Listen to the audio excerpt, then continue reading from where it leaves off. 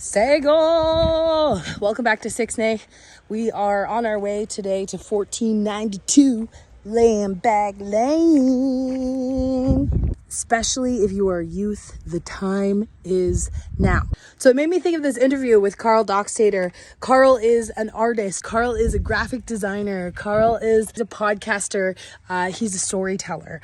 And he talks about the importance of Indigenous voices right now. It all started out with podcasting. I've grown up for 43 years of life where I've been surrounded by talented Indigenous people. But the older I got, the more that I realized sort of out in the wild and in the non-Indigenous world, we're still looked at as less than. We live in this rich community, and if we had access to all of the tools that non-Indigenous people had, I think we would have our own radio networks and our own radio stations. If you're out there and you're an Indigenous person, First Nations person, especially a youth, and you're saying, you know, am I good enough? Is the timing right? Is this what I should do? I'm telling you, like, yes, go and do it. There is this huge vacuum and appetite for Indigenous voices. Pick up a microphone and do us all a favor. Make a show so that we all have something to enjoy. Tekakedos niangats, wagasklewagani wagatilota, anyatagani wagahanjota, watsarat ni.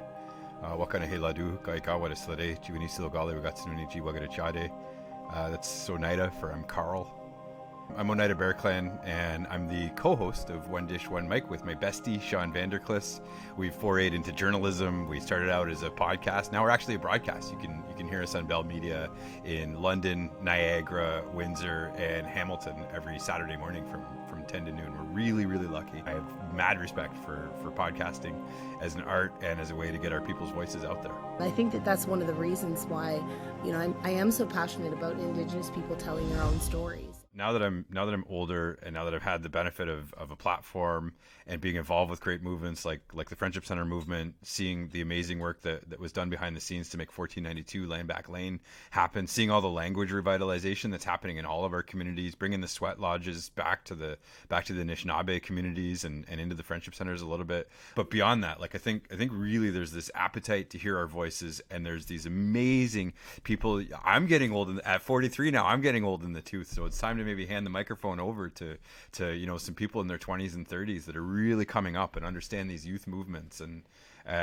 we're so lucky to have that. So let's nurture it, and let's help people rise up. Like now's the time. I try to think about the bigger picture and try to think about what you would want to look back on years in the future and be proud of. Appreciate. So awesome. Thank you so much, Karl. Appreciate you.